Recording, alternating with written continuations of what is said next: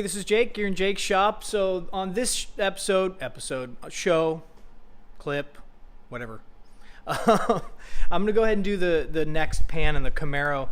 The rotisserie is kind of at a standstill right now. I'll have one more phase of that when I have to build the cradle that'll go into the car and attach to the bottom of it.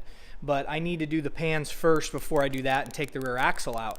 So I'm going to go ahead and do the pan on the driver's side. I looked at that a little bit closer, and it definitely, the whole pan needs to be replaced. So it's a little bit different than the back. I had to take the front subframe off the car. You can kind of see it behind me. It was pretty loosely in there. There's only a few bolts holding in. There's only two on the body of the car, once it's this far apart, to take it out of there. And I really needed to do that because when I'm replacing the front pan, I need to get into this assembly here and cut across. There's also a main structural component here. So there's a couple tricky things when you're cutting this out. I don't want to cut this. I want to leave that intact. Do some plug welding, some holes on it. So I'll do some video on this and I should be able to get this all into one clip, but the inside, basically this whole back section is going to come out. I'll cut across the back side and across here, and this obviously go into the front. GM on these cars, this is actually a seam here that comes across. There isn't one on the new pan, and I can kind of show you that. Right here is a brand new pan. This is my buddies over at Biscay. Biscay's Classic Chevy, Biscay, yeah. In our area, they're great guys over there. Jeff especially really knows his products. He definitely knows Camaros better than anyone I've ever met. All the little details, RS, SS, big block car, small block car, you name it. But this sheet metal's from them. They stock a lot of stuff there, so it was good. So anyways, I went and bought this from him. This is the full pan for the passenger side, front and rear. Like I said, to take that out, I'm going to have to drill this pan out. So I think the first step in this process is going to be marking where I want the cut, and then taking this pan out ever so gently. It's in good shape, so I want to save it. And it has to go right back in the same spot. There's some classifying holes that I'll show you in a little bit on how to place that. So I'll go ahead and get some time lapse of kind of marking this out. I'm trying to keep the edges fairly straight. It'll just be easier to weld in. I'm gonna there's a lip on here that I'll show you later that I'm gonna be cutting out. And then when you go to measure across this back side, I'm gonna keep this fairly straight. That way it's I'm gonna butt weld this for the most part. I don't really want to deal with a seam on this if I don't have to. I could do a lap seam there as well. It really wouldn't be that big of a deal. I can float it in on the other side and really blend it so you really wouldn't see it from the underside of the car or even inside the car. But I think I can do a butt weld pretty easily there. It's really easy to get access to, especially when it goes on the rotisserie. So hopefully this will kind of be informative for some of you, and if not, at least my kids, and they'll get a kick out of watching this process. So we'll take it from here.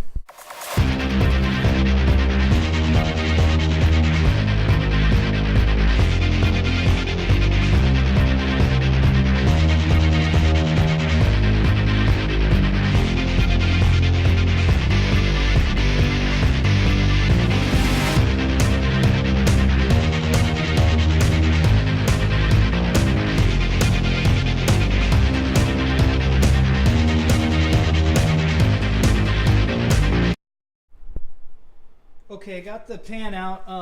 That is a lot more work than it looks like. Drilling out spot welds, especially in the bottom of the seat pan like that,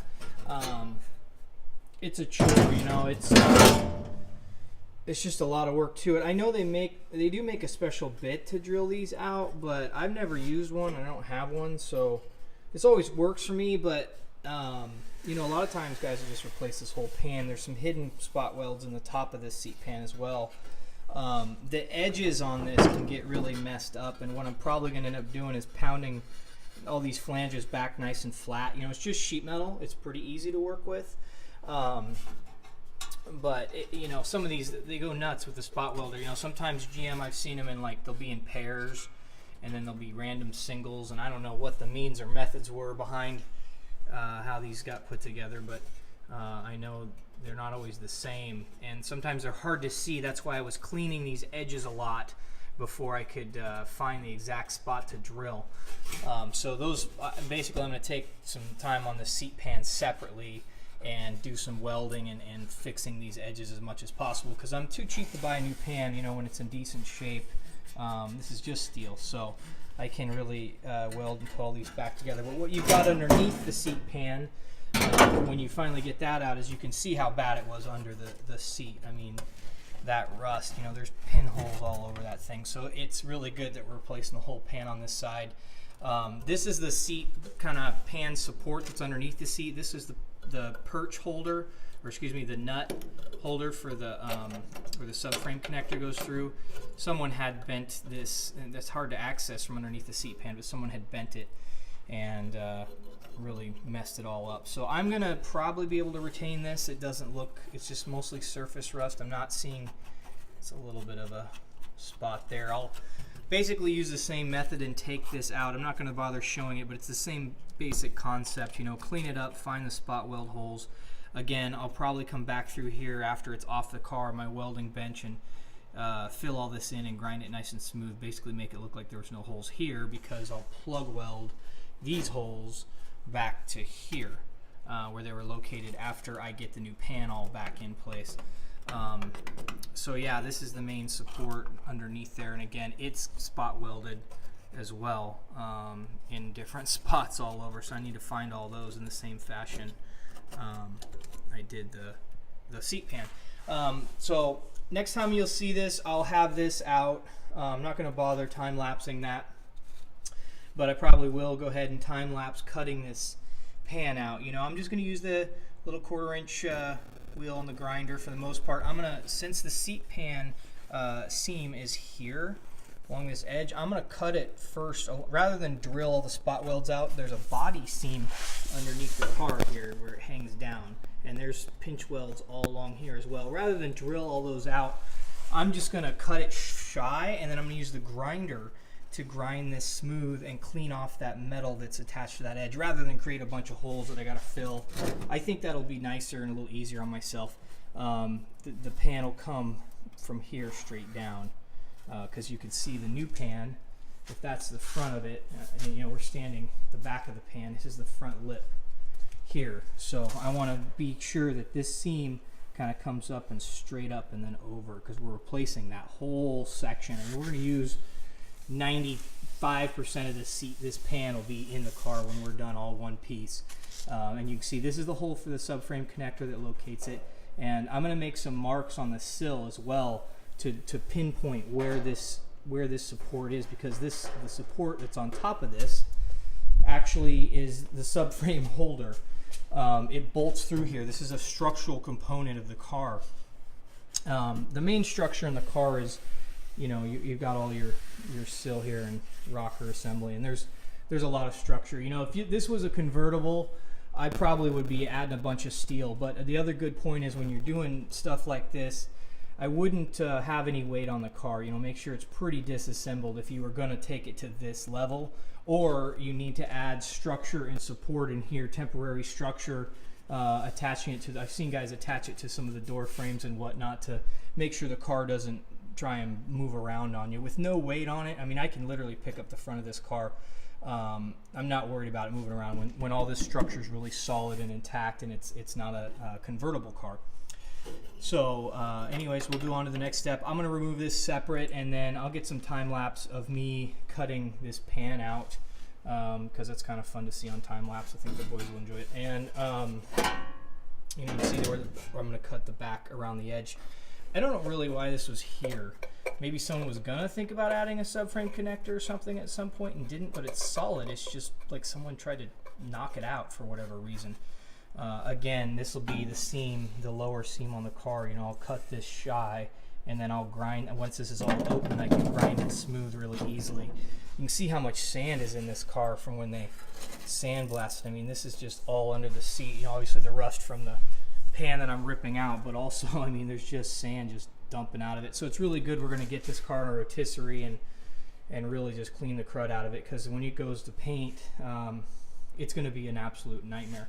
I am going to plug weld that. I'm probably just going to make a little circle 16 gauge. You know, sheet metal is really easy to work with. You put a hammer and a block behind it, it really bends really easy. But so I'll probably, you know, hammer that smooth and then do a little filler piece of metal and weld all that smooth.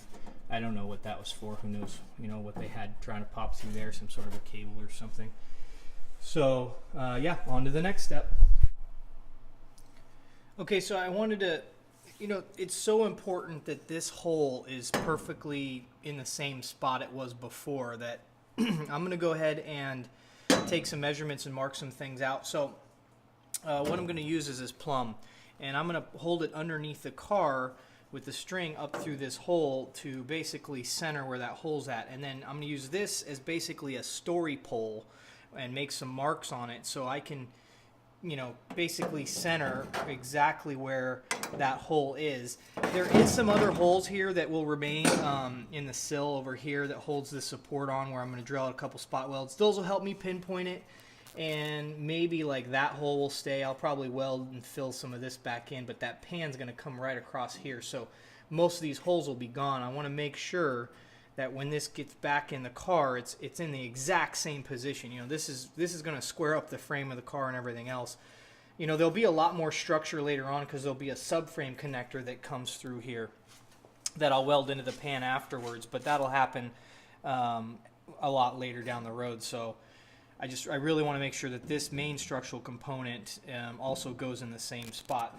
The other cool thing I was going to show you, I don't know, some people don't know this, but I write on things with Sharpie pens all the time, and when you're writing on steel, you can erase it really easy. I know it doesn't come off very easily when you rub it, but Brake Clean is awesome. I use it for a lot of things. We just barely touch it. It basically blows right off there, and take a rag and it's gone. So I'm going to use this as a story pole. I want to make sure all my writing's off of it, and then make a couple marks really quick across here. And I want to make sure I'm out of the zone where I'm going to weld on this side when I make my mark. And same thing with the other side on the sill here. I'm going to make sure I mark it up here, so I locate the angle this way, and then I'll draw a line here as well to pinpoint where that hole is, just as a double check, another measure to make sure that it's going to be in the same spot. It's not going to move, because this hole down in the floor pan almost disappears. I mean, when the pan gets cut out, there is another hole in that pan, but I don't know how they cast that pan. I don't know how they made that pan. I don't really want to use that as a perfect frame of reference. I really want to use the body of the car and how it actually is currently in here. So basically, I'm going to set my angle on the edge of this sill here, butt it up flush here. There's a lip right here that'll hold it steady. I'll put my string line down and make sure it's basically plumb to everything. And I'm going to center it on this hole. There is a little bit of movement when you go to put the frame in. It's designed to move a little bit. That way you can square the frame up when you're putting the frame on the car for in this case, it'll be the final time. I'm going to be using solid body bushings for this car to make sure that it's, when I do the subframe connectors, that the frame will be part of the car at that point. There's no reason for the rubber bushings or anything else, and you don't really want them because they'll just wear out over time. Because it'll basically be a full frame car when I get done. So I'm just going to take some marks, and I'm going to mark the edge here where the angle is, and I'm going to mark the edge here where the angle is, and probably I'll just make a mark up here as well, just to kind of show where that's at. And then I'm going to pick a mark, and I'm going to mark right here along the edge of the angle, and that will be verifying exactly where the center point of that pin is. And then I'm going to put an arrow here, and I'll put an arrow here.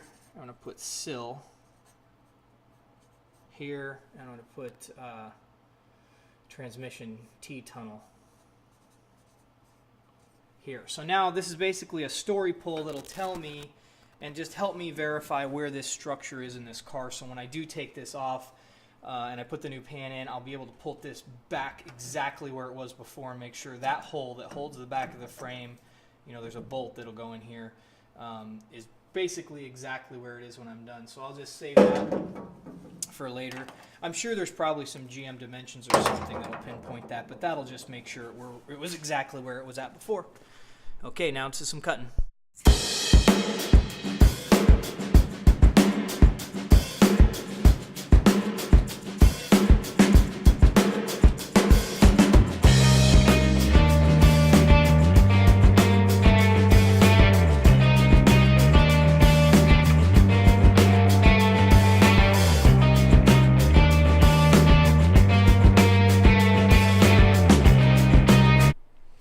Okay, so I pretty much got most of this pan cut out at this point. You can see in the time lapse that I take a lot more time when I'm cutting around these structural components. You know, when you're cutting around these, you just don't really want to cut into them.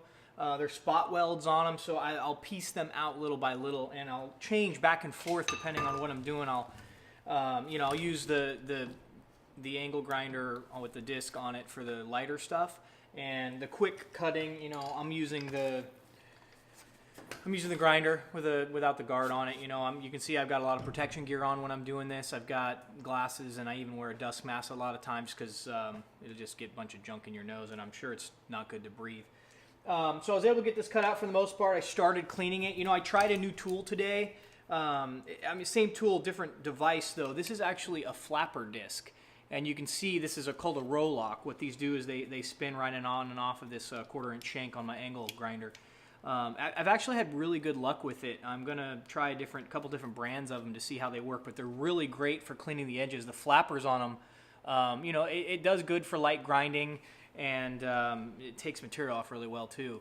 So, you know, around the edges where I've cut, I've been cleaning that up along the edge. I'm going to clean this up as well. I'll go ahead and switch the camera over real quick, and I'll show you these structural components, because when you've never taken one of these out, these structural components in the car are critical. You don't really want to mess them up too much.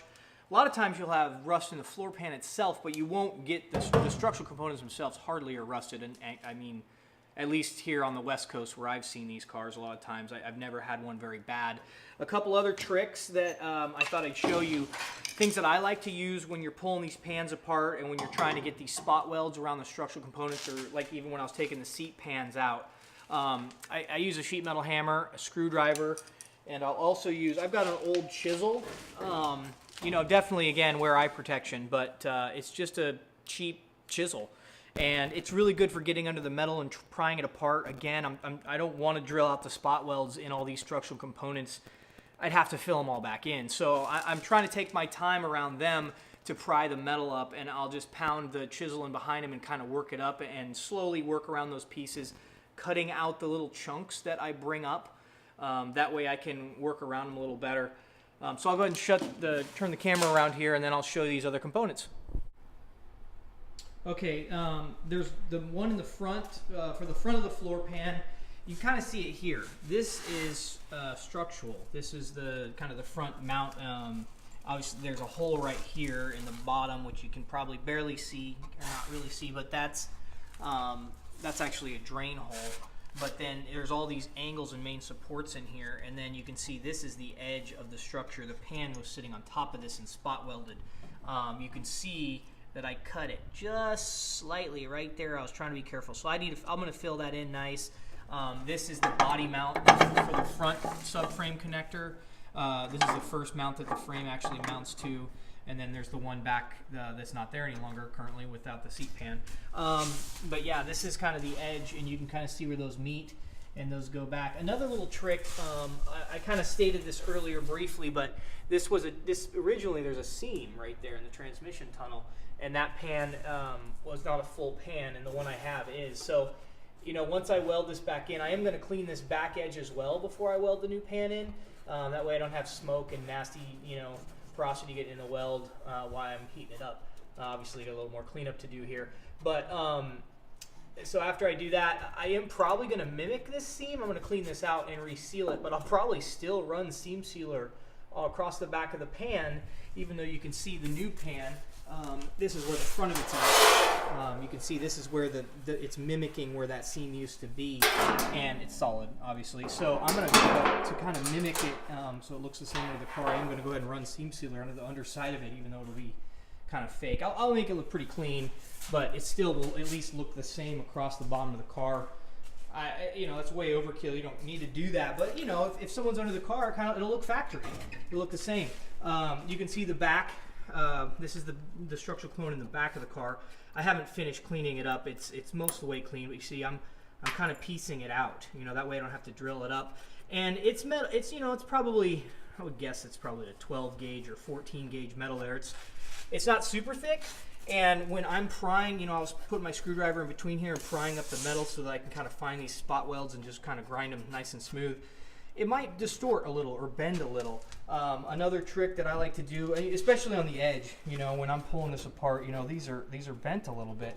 So like any sheet metal work, you know, you can grab your sheet metal hammer and stick a block behind it. And I can't do this with one hand, but you stick a block behind it on this side with one hand and pound on it with the other to kind of level this out. You can do the same with this. I mean, this is all, you know, malleable. So I definitely would straighten these out as best you can, and that way it all is nice and smooth. You know, I'm going to clean these edges up as well. This is where that pinch weld was at. So I'll finish grinding those off, probably not on camera, but I'll finish grinding this smooth because this is part of the old seat pan still attached to here with all these spot welds. I'm going to get the grinder with the actual grinding stone on it to clean the rest of that off of there across the entire bottom edge, because I'm going to drill holes in the new seat pan and then mimic the spot welds as well.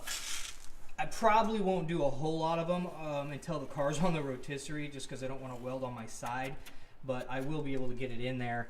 You know, this once you cut this out, it's still kind of flimsy now. So, you know, definitely probably don't want to sit or stand on this without the pan in the car. This is the seat belt bracket. Again, this was spot welded, so I was really careful in prying that metal out of there and then grinding it nice and smooth. I'll mimic again. I'll drill a hole in the new seat pan where this is at, so I can again attach it to this. You know, this will be fully welded along the entire edge. So yeah, a little more cleanup to do and cut out to do.